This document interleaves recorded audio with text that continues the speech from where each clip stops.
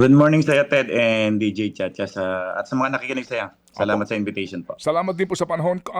Attorney, gusto ko lang liwanagin, ito hong statement ng inyo pong kliyente, si Ramil Madriaga, sa kanyang supplemental affidavit, may mga binabanggit siya na mga hatiran ng pera, mga cheque umano na mga account na pinabuksan sa kanya, pero wala pong kaukulang annex o ebidensya na magpapatunay dito. Pawang mga kwento pa lang ito. Ano ho ang kanya bang hawak na ebidensya talaga?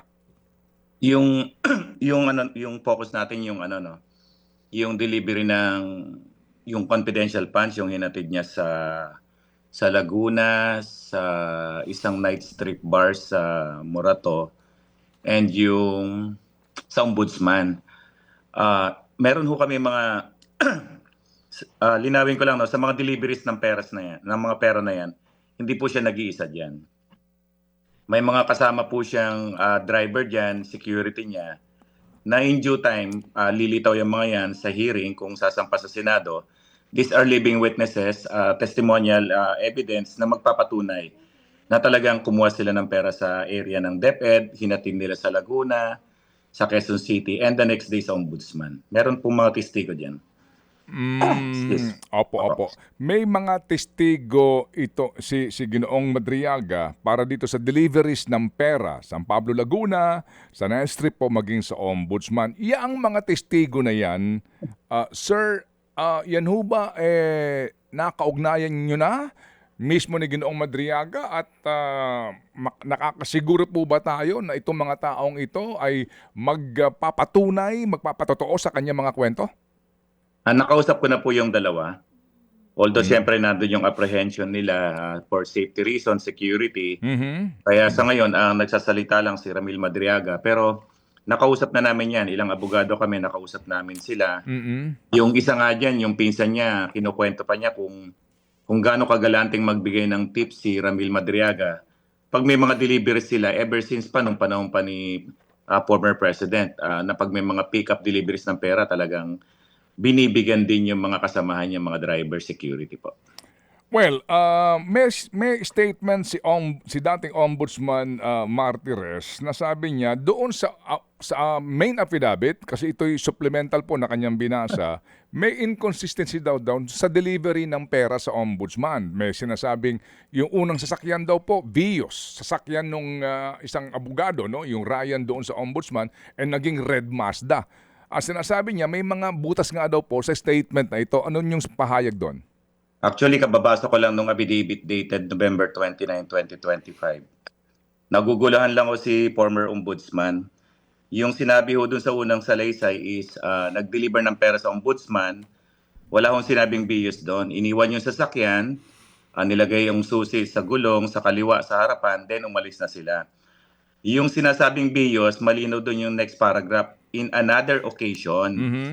napag-utusan si Ramil na mag-deliver ng pera, I think hindi ko hawak yung document, no, na Mm. mag-iwan ng document ng pera sa isang sasakyan sa, I think, Mega Mall na may laman 80 million pesos. And then sa mga sumunod na araw or isang pagkakataon, nakita niyang minamaneho ng asawa ni Attorney Kilala. So nahilo lang ho dun sa ombudsman, pinaghalo niya yung issue dun sa Mega Mall sa yung delivery sa ombudsman. Dapat ho Opo. niya siguro basahin uli. Opo, pero yung delivery sa Ombudsman, wala namang sinasabing actual na nakita ni Madriaga si Martires doon sa pag-deliver na yon at tinanggap ni Martires ang anuman pong duffel bag o itong ang pera na binabanggit po na nanggagaling nga dito sa confidential fund. Yes, totoo naman po yun. Doon mo makikita yung statement ni Ramil Madriaga. Hindi po siya magdadagdag na natanggap ng personal ni Aha. Ombudsman yung pera. Kasi pag sinabi niya yun, lalong walang maniniwala sa kanya. Kung mapupuna mo nun sa affidavit niya, lagi lang silang pick up, delivery, drop off. Mhm. You don't expect Ombudsman Martires na bumaba at abutin kay Ramil Madriaga. Abogado yan, ombudsman yan. Mhm. Hindi naman ho ganong kabobo ang isang ombudsman para tumanggap ng pera sa isang taong sinasabi niyang hindi kakilala. Kaya ang statement, ano lang ho iwan sasakyan, iwan susi. Well, never hong sinabi ni Madriaga na pag nag-aabot siya sa isang senador or sa isang congressman, nakikita niya tinatanggap ng personal. Ano Bakit? lang ho yan, Oo. execute, iwan ng pera. Ganun kasimple lang ang sinasabi niya. Ba't meron bang inabutan siyang congressman at senador?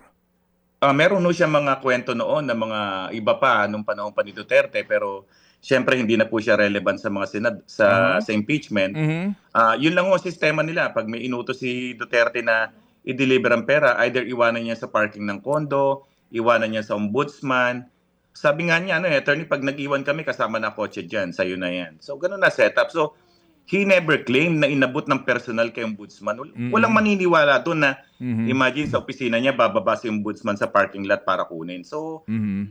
hindi Opo. makatwiran yung ganun sasabihin. Kaya nga, ang sabihin lang yung totoo, hindi na kailangan magdagdag pa ho. Opo, opo. Sige po. So, relevant nga sa impeachment kaninyo no, ng mga kaso, ng mga sitwasyon at insidente ang dapat na binabanggit nitong si Madriaga. Pero bakit po dito may mga pagbabanggit na wala namang kaugnayan sa impeachment complaint lamang kay VP Sara, gaya po nitong mga sinasabi na bubukas daw po ng mga account sa mga bangko ng ilang pong people close to PRRD. At sinasabi nga daw po, ginamit siya ang kanyang pangalan at nakapagbukas ng mga accounts sa China Bank Legazpi Village, Makati, Main sa Makati, diyan sa Ayala sa Makati, etc. Oo, alam mo yan, nung ginawa yung salaysay na yan, malawak yan, napakaraming usapin dyan. Kaya nung ginawa niya yan, mahaba, kasi gusto niya na talagang ilabas lahat ng nalalaman niya na may kinalaman sa korupsyon, sa pogo, Mhm. at yung mga deliveries pick up ng pera, yung other issues na sabihin nating irrelevant, kasi gusto niya maimbestigahan lahat yung bagay na yan.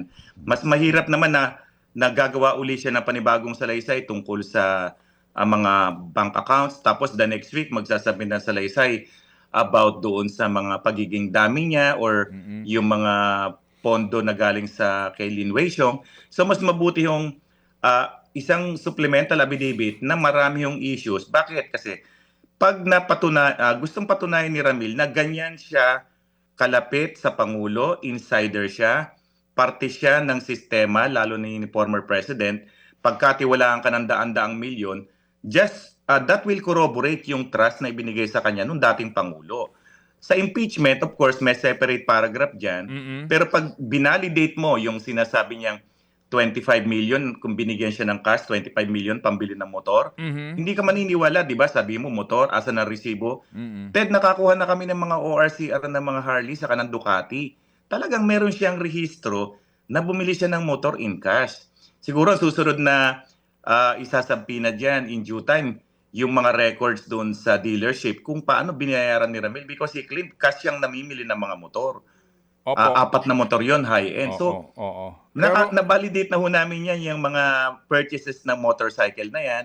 Ang susunod namin i-validate yung mga purchases ng mga kotse, mamahaling kotse, na kung tutusin, wala naman siyang hanap buhay na na maayos, di ba? opo, So, pero inaamin naman opo, niya na pag may opo. mga bigay sa kanyang pera, siyempre may mga naitatabi siya diyan, Opo, may pero mga sir, sobra. ang claim Opo. nga po din ng iba, ng kabilang kampo nga, bibili ka ng motorsiklo o namang kotse, pero anong kaugnayan nun kay VP Sara o maging sa dating Pangulo? I mean, anong mag-uugnay sa kanila doon? Maari Well, kasi, kasi daw po, ang claim po ng kampo ni VP Sara, alleged po, ang inyong kliyente, kidnap for ransom ang kanya umanong racket. mhm. Kumikita yan sa kidnapping, kaya may pera siya. Yun po ang alleged po ng kabilang kampo, attorney. Opo, wala hong dapat maglabas yung kabilang kampo ng proof na naging guilty si Madriaga sa kidnapping activities, no? Ang Mm. ruling ng Supreme Court doon sa 2003 case niya is that sabi ng Supreme Court, the trial court erred in convicting Madriaga. Oo. He should be commended rather than condemned kasi nga siya pang naging susi kaya nahuli yung kidnapper at na-rescue yung mga biktima. So wala hong conviction yan kahit siguro slight Okay. physical injuries, wala ho Opo. silang mapapakita. Ang tangi lang nakukut nung kabilang kampo yung mga news report daw ng PNP na Mm. Madriaga belongs to the notorious kidnap for ransom. Ted, Mm. alam mo yan sa media, yung optics na neutralize na ang kidnap for ransom, pang media lang yan eh. Pero when Mm. you go to court, sige nga magpresenta ka Mm. ng report na na-convict sa kidnapping, wala. Pang ano lang Opo. yon yung mga salisay ng PNP na top 5 most wanted, Opo. Pagdating sa korte, iba yan, di ba? Okay, So, sige. Opo, opo. ang newspaper report lang ang kino-quote nila, Ted. Sige po. Attorney, akanin nyo, no, yung mga ibang kwento po sa kanyang affidavit ay pagpapatunay kung gaano ka-close, no, ang inyong kliyente kay Pangulong Duterte. Pero sa mga annex po na aking, baka lang kulang ito, pero sa lahat ng annex na amin pong na-print, bahagi ng affidavit ng inyong kliyente, ni isang picture with the president, former president, wala naman dito, kundi lang, well, yun po, no, yung kanyang isip na na grupo at ilang pang mga pangangampanya na ginagawa during the time of the campaign. Tinanong ko rin po yan sa kanya. Ang utos sa kanya is discreet, behind the scene ng operation. Hindi ho siya mahilig mag-selfie katulad ng ibang mga abogado, ibang mga personalidad, makakita ng congressman, senador, pa ng selfie, pa ng post. Hindi ho siya ganong mag-operate. Dahil ang sinasabi sa kanya, sa likod ka lang, hindi ka dapat basta nakikita dahil iba nga yung galawan po niya. Yun ang paliwanag niya sa akin yan. Kaya never ho siya nagpo-post na kasama niya lagi ang presidente. Hindi raw ho siya makakagalaw sa ganyan. Kaya nga ho, kahit isang record, wala kang makikita na pumasok sa gobyerno as an employee talaga. Special operation po yung ginagawa niya eh. Kung Okay. may Opo, utos, opo, opo. implement. Ganun lang lagi Opo. siya. Opo, may sinasabi po siya dito, no, na ika niya yung nga yung mga accounts na binuksan sa pangalan niya opened by people close to PRRD. Who are these people, attorney? Ano po yan eh, tinawagan siya ng PRRD, may nabuksan ng bank account sa pangalan mo sa ganyang mga bangko, papasukan ng pera yan, mag-withdraw ka. Of course, we don't expect PRRD himself to open the bank account. May edad na yon, hindi yon pipila sa bangko para magpabukas. The most logical conclusion is that binuksan to ng mga tao na malapit sa dating Pangulo. Ang sabi sa kanya, may account ka dyan, pumunta ka, mag-withdraw ka. May papasukan ng pera yan. Nasa hinagap niya, dyan papasok yung pera for money laundering purposes. So, At ang Ted, linawin ko lang sabi nga niya, hindi ako nag-a-apply ng mga bank account opening dyan. Pag sinabi ng mga bank records na yan, wala kang makikita dyan na nag-fill up ako, yung mga submission ng mga, di ba pag nag-open tayo, di ba? Marami tayong pinipilapan. Hindi niya raw na-experience yan sa mga bankong yan. opo, Basta may pera na lang dyan, may account siya. So, yung mga specimen signature, hindi na hinihingi ng bangkong ito na binabanggit sa kanyang affidavit at ang nangyayari lang, tinatawagan siya mismo ni Presidente sa telepono, instructing May him account ka na. to go to the banks. Ganun po? Yes, ganun na nangyayari. Ang sinasabi nga niya, minsan pag mag-withdraw siya, hindi na siya pumipila katulad natin na uupo pa tayo, may number. Minsan daw pagdating niya ron naka-ready na yung pera, kukunin niya na lang dun sa manager, tapos i-receive niya. Meron pa siya mga kwento, allegation na nakakita na rin ako ng checkbook niya. Ang recollection niya, pumipirma siya ng mga cheque in blank. Kaya pag may withdrawals doon, pick up na lang ang pick up, withdraw, tapos deliver sa ibang location. Attorney, meron siyang ipinresenta ditong dalawang cheque, no? Na binabanggit nga po niya, ito raw po ay mga cheque na umano ay pina-encash sa kanya. Manager's check po ito, di po ba? At ang kanya nga binabanggit dito sa kanyang affidavit, ito po daw ay cheque kaninya na nakapangalan po sa kanya at nanggaling mismo ito kay Presidente? Ang sinabi po niya sa House, base dyan sa affidavit na yan, tinawagan siya at merong cheque na nag-aantay doon sa kanilang safe house sa Eastwood. Binuksan niya, nakita niya yung cheque, Land Bank. Sa sobrang laki, Land Bank, natatakot siya na maamla siya. Ang sabi niya is that pinasoli niya yan. Linawin ko, Ted, hindi na encash yan. Wala kang makikita sa affidavit na in-encash yung cheque na yan. Kasi nga, natatakot siya. Ang sabi, ibigay mo sa iba, binitawan niya yung cheque, period.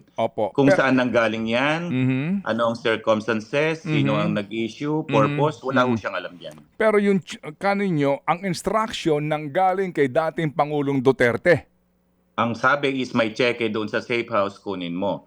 Siyempre, manager's check yan. Pwede mong i-deposit yan, pwede mong i-encash. Ang sabi niya, hindi ko in-encash yan kasi alam ko alanganin yan. Pero natakot din siya. Opo. So, pero ang tawag nanggaling kay dating Pangulong Duterte. Yes, yan ang sinabi niya sa akin. Opo. Pero doon sa affidavit niya, wala siyang binanggit doon na more or less anong panahon, anong petsa yung tawag na yon. Yes po, tama po. Wala ho sabi David. Masyado na matagal din yan kung tutuusin, di ho ba? Pero Kasi Ted, umatras tayo na na-detain siya, na-issue siya ng warrant of arrest. Yung kidnapping kasi nangyari sometime June 2022, nag-conduct ng preliminary investigation, nasampahan lang siya ng kaso July 2023. So yung mga time na yan, nasa labas pa siya siguro ng period na yan. Eh yun nga po, kasi ang petsa ng cheque na binabanggit niya ay April 18, 2023. Which is panahon na ni BBM, correct? Of course. Oo. Oo. So, Well, hindi na, sabi ko nga, paano, ito lang po, just, just trying to establish the credibility of your client, paano kami maniniwala na ang dating Pangulong Duterte, ng panahong iyon, tatawag pa sa kanya para lamang sabihin, kunin mo sa safe house yung checking ito at yung petsa po, hindi na siya wala na siya sa pwesto. Sa matter of fact, that time, ang binabanggit nga, nagre-relax na lang ang presidente, dating presidente. Well, ang makakasagot niyan si former president. Ang sinasabi lang ni Ramil, may pinadala sa kanyang cheque. Whether or not it was prepared by some other people, kung paano siya na ginawa, kung genuine yan or peke yan, hindi niya masasagot yan. Never niyong inattempt na i-encash yung cheque na yan. As in, ikaw, nandiyan ka ngayon sa studio mo, pinadalang kitang cheque, hindi mo alam kung saan galing. Ganon kasimple lang po yan. Okay, ang checking itong ngayon nasaan? Pinasoli daw niya eh. Ang ginawa niya, mahilig si Ramil mag-document ng mga ganyan. Pinipicturan niya yan, tapos pinasoli daw, pinabigay sa isang babae per instruction. Kung na-encash yung cheque na yan, kung napalitan, hindi niya alam talaga yan. Sinong babae daw? Naalala niya kanyang pangalan? Hindi ko ma-recolted yung name kung sinong babae. Basta pinabigay daw sa kanya yung babae na yan. Ayaw niya kasing galawin yung cheque na yan. So linawin ko, hindi na-encash yan. Opo. Contrary doon sa ginawang computation ng isang members ng committee na kasama yan doon sa mga dumaang pera sa kanya. Hindi po na-encash yan. Okay. Kano nyo mahilig mag-document ang inyong kliyente, mag-picture, etc. Kasi nga may picture itong manager's check. Pero bakit wala siyang picture man lamang nung duffel bag na may lamang pera? Yun po ang inaantay namin makuha doon sa iba pang mga cellphone ng kanyang anak, sa laptop na kasalukuyan namin hinahanap yan. Siguro in due time, Ted, baka makuha na namin yung mga photos na yan. Opo. Meron pong claim yung mga malalapit sa dating Pangulo na ang Presidente Duterte, kung pag-uusapan po natin, pakikitungo sa kanyang mga tauhan, ang gantong mga masiselan na bagay, kung totoo man po ito, ay hindi pagkakatiwala ng isang presidente sa isang Madriaga na inaamin naman na hindi, di ba, kailan lang ho ba nakilala ni Ginoong Madriaga ang dating Pangulo? Di ba binabanggit panahon ni Roy Goles? I think 2016, based sa recollection ko, 2016. Opo. Yes, ang sabi nga po, the former president is too kumbaga, too wise to be, to handle all of these things na pauubaya mo sa hindi mo naman talaga tao. Parang ganun po ang sinasabi nila. Actually, yung mga nagsasabi niyan, opinion lang nila yan. No? So, wala naman sila sa circle kung ano yung lalim ng mga inutos, yung mga pinagawa ng dating presidente kay Madriaga. Part lang yan ng mga attack sa karakter na imposibleng gawin ng dating presidente yan. Hindi naman uutusan ni former president ang isang senador, congressman na mag-deliver ng pera, di ba? Yung mga ganyang gawain na alam nating illegal, inuutos yan dun sa ating mga trusted people. Di ba? So, opinion lang ho yan ng mga tao na gusto nilang ipagtanggol yung kabilang kampo. So, kung gusto talaga nilang i-submit yung kanilang opinion, pwede naman sila magpunta sa house at sabihin nila yung opinion ng nila, Ted. Opo, sige. Yung Lee Wei-xiong kaninyo, 175 million ang ibinigay dito nga sa EC project, EC group na ito nila, Ginoong Madriaga. Ano ang preba niya rito? May kasama ho siya diyang mga driver, kamag-anak niya, pag-pick up yan ng pera. Sobrang laki niyan. Ang recollection ko dyan, kasi I don't have the document now, yan yung initial funding na 175. Ano yan ang nangyari daw niyan is 100 muna yan, tapos binilang niya, nung tinanong niya kung how much is this, ang sagot sa kanya 100 million. And then nung aalis na siya, maya-maya, wag muna daw, meron pang bumabang pera. And then tinawagan niya si Attorney Kilala at nung malaman na 175 million yan, nagpadagdag from 10 million, nagpadagdag si Attorney Kilala daw ng 5 million. Kaya yun sa affidavit niya, naging 15 million yan. Kasi sabi namin, anong basis ng 15? Normally 10% attorney. 10% ng 100 is 10 million. And then naging 175, nagpadagdag ng 5. Nakausap ko rin po yung yung kanyang driver alalay, na kasama sila sa pag-pick up doon sa sa SEDA Mhm. hanggang doon sa mag-deliver, kasama yung driver na yun. Opo, Na opo. nagbibilang si Ramil ng pera, tapos binigay nila doon. Base sa affidavit kay Attorney Kilala yung 15 million po. Opo. Si Attorney Kilala, para saan daw yung pera na iniabot? Dito ho kasi sa affidavit, tama ba 15 million? Oho, Oo, para daw tama sa po, 15 million. para po daw saan yung pera?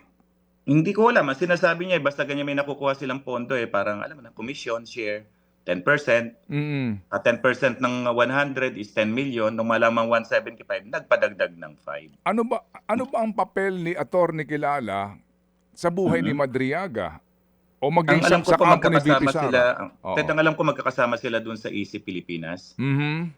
Connected din po si Attorney Kilala dahil I think naging associate vice dean or associate dean siya sa San Sebastian College of Law. So, Mm. siyempre naging magkakilala sila, magkalapit.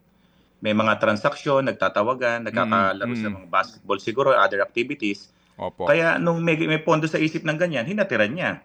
And hindi lang to si Ramil na nagsasalita. Nakausap ko mismo yung isang kasamahan. Nakasama siya doon sa nag-pick up sa SEDA kay Lin Mm. Wei Xiong at Mm. naghatid kay Attorney Mm. Kilala. Opo. Meron pa ho bang another supplement dito po sa kanyang Ah, supplemental affidavit na paparating? Actually, extended na po yan. We tried to finish that bago mag-April 14 kasi pangit naman po yung mag-hearing ka ng 14 tapos after 1 week, 2 weeks, Mm. Mm. ilalabas mo yan. So, Mm. talaga hong, ano yan, halos every other day nasa jail kami, Mm. tinapos yan Mm. para maihabol doon sa pagdinig kung saan siya magsasalita. Sa ngayon Okay. po, wala ho kaming ginagawang salaysay in addition to that po. Opo, sige po. We understand meron po yata kayong bista ngayon, may hearing kayo. May Opo. pahabol lang pong tanong si Chacha. I hope you don't mind. Pahabol lang po Sige ito. po. Oo. Opo. Attorney Sige, Raymond, oo, yes po, Opo, good morning. good Si morning. Chacha po ito. Attorney, nabanggit nyo kanina, in due time, lalabas yung ating mga living witnesses at iba pang mga pruweba na magpapatunay sa salaysay nitong si Madriaga. Pero, yung due time po ba na sinasabi nyo, talagang kung aabot lang ang impeachment sa Senado or sa mga susunod na clarificatory hearing, maglalabas kayo kahit papano para pumatuldukan na yung mga agam-agam dito sa salaysay ni Madriaga? Well, yung nangyayari sa House ngayon is determination of probable cause lang yan, no? Sa pananaw ng isang ordinaryong citizen, meron bang sapat na basehan na tumuloy ang kaso sa Senado? Hindi naman to lahat presentation, lahat ng documentary testimonial evidence. Mm-mm. And nagkaroon dito, nagamit po itong salaysay ni Ramil na November 29, 2025 as part of the impeachment. Hindi naman po siguro tama na lahat ng witnesses namin dalhin namin sa Kongreso Mhm. kasi nga ang analysis dito namin, sige, sinisiraan niya yung character ng tao. Sige, alisin natin si Madriaga. Isang tabi natin si Madriaga. Mm. Sa unang pandinig, ang daming lumitaw, di ba? Yung mga signature, yung mga fictional character, Mhm. tinanggi ng PSA, yung mga signature, sinabi ng NBI Question Document Examiner, 36 acknowledgement receipt, mga 7 tao lang gumawa. Mhm. Yung notice of COA disallowance, yung mga bagay na yun, titindig na yun di Mhm. ba? Mhm. Kasi pag pinuntahan Tama po. pag pinuntahan ni BP Sara yung avenue na pinamigay ang pera through this fictional character, sabi ng COA hindi totoo yan, disallowed. Kaya nga yung 125 million na confidential funds, I think, ng OBP, di ba? Dinisallow yung 73 million. Ibig sabihin, mismong COA hindi naniwala. Mm. So, dapat ibalik ni BP yon unless i-appealan nila sa Court of Appeals or sa other courts yung ruling ng Court of Appeals na yon. So, problema niyo si Madriaga, sige, mag-excuse ka muna. Sasampa pa rin yan dahil sa dami ng documentary evidence na nagpapatunay na yung paggamit ng confidential funds unsupported, hindi napatunayan yung mga recipient, tapos hindi ma-prove na confidential activities. Imagine, confidential funds, bibili mo upuan sa kalamesa, di ba? Printer, computer, Oo, yes po. groceries, Oo, supplies. Yes, Sabi nga namin attorney. ano ba Oo. itong mga agents na to? Mga operational agents Oo, na to, yes puro po. pagkain na lang ginagawa nito. So, Attorney, oo, si sige po. Madriaga, ganun na lang. Yes, Oo, ma'am. sige po. So sa madaling salita, hindi na po kayo maglalabas pa ng additional evidences unless umabot na nga po ito sa Senado. Last na lang po, attorney. Apa. Para sa mga nagtatanong po ito, madalas na nakikita ko sa comment section, ano po ba talaga ang motibo nitong si Madriaga sa paglitaw niya? Bakit ngayon lang po siya nagsasalita? Ano pong Okay, tugon doon? Oo. Okay, sinabi niya sa House hearing is that gusto niya talaga managot yung mga nagkasala, no? Matuldukan yung mga nangyaring land grabbing sa Maribeles, Bataan, na sabi niya involved si Attorney Harry Roque at nang sinumbong niya kay BP Sara, hindi pinigilan yung nangyayari. Isa yon. Number 2, sabi niya, attorney, as early as 2023, sumusulat na ako sa iba't ibang mga ahensya, sa ibang mga lawmakers, and he even attempted na mapansin siya nung Quadcom, nung I think September 2024. Sumusulat siya sa ibang senador at gusto niyang maglabas nung nalalaman niya, pero hindi siya nabigyang pansin. We have, I think nakakuha ko ng first page ng letter niya kay Senator Risa Ontiveros, humihingi siya ng audience para bisitahin. Pero syempre, hindi siya nabigyang pansin. It was only October 2025 when somebody introduced him to me at pag-usapan yung bagay na yan. Kaya ngayon lang siya lumabas yung ganyang issue. Oo. So wala pong offer ang gobyerno sa kanya, plea bargain, immunity, wala pong ganon? Ay, wala po. Kasi yung mga nagsasabi na gagawin siyang state witness. Alam mo, DJ, magiging state witness lang si Ramil kung co-accused siya, let's say, sa kaso ni BP Sara and other people. Magiging state witness ka, ituturo mo yung mga co-accused mo. So mali yung sinasabing gagawing state witness yan. Ang kaso niya ho, kidnapping. Hindi siya pwedeng maging state witness doon kasi nga siya yung inaakusahan na principal.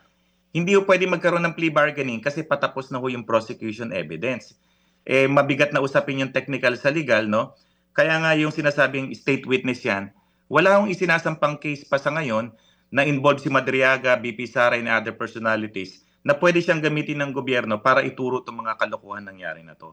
So wala ho yung trade-off na yan na iuurong yung kidnapping case. Hindi mauurong yung kidnapping, DJ, kasi ang private prosecutor doon, si Attorney Roque, hindi papayag na iurong yun. Oo, at least naklaro nyo po yan. Oo, Okay. malinaw na po sa Opo. ngayon. Oo. Sige, so attorney, nabanggit niyo po kanina, na tanggalin natin si Madriaga sa equation, tatayo ang impeachment complaint at mga ebidensya laban kay VP Sara.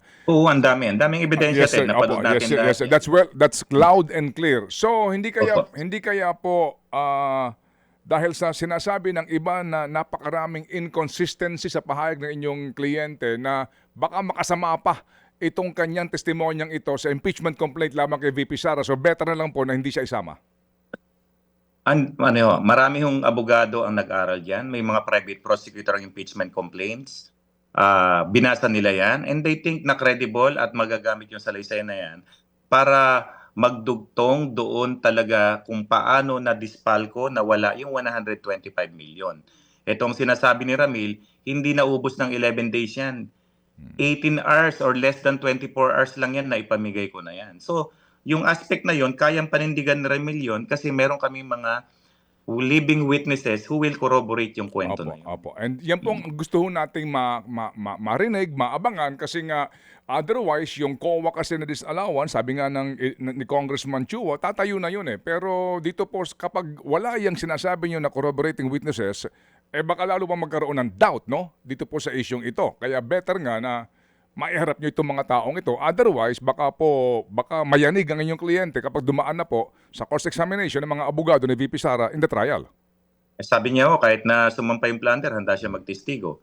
So, ang problema natin ngayon, ang nadidinig lang natin sa kabilang kampo, yung salita ng mga lawyers, yung mga friends na nagbibigay ng opinion. Pero mismong subject ng hearing, ayaw sumipot di ba? Abogado yan, pero ayaw matanong, di ba? Opo. So, yun ang nagiging problema. Kaya nagsasalita ngayon, puro mga allies, lawyers, at yung mga dating supporter ng dating Pangulo, di ba? Ang pinaka-the best is mag-appear ka sa House na nagko-conduct ng clarificatory questioning. Ganun po dapat ang proseso. Sige, Attorney Raymond Palad, salamat sa inyo pong panahon at Thank kami you, po Ted, ay and makipag-ugnayan muli. Kung thank you, sakasakali DJ. po. Thank you. Salamat na marami. Salamat. Thank you. Attorney Raymond Palad po, abogado ni Sir Ramil Madriaga. Mga kapatid, para sa iba pang mga balita at impormasyon, sundan niyo po kami sa X, Instagram, Facebook at syempre sa TikTok, True Network PH. Mag-subscribe din po kayo sa aming YouTube channel, True Network. May website din po tayo, truenetwork.ph at pwede nyo rin po kaming mapanood sa Channel 19 ng aming True FM TV. Lagi pa rin makinig sa radyo dito po sa 105.9 True FM dahil dito, laging true sa'yo, kapatid. Dito tayo sa totoo, tunay at tapat.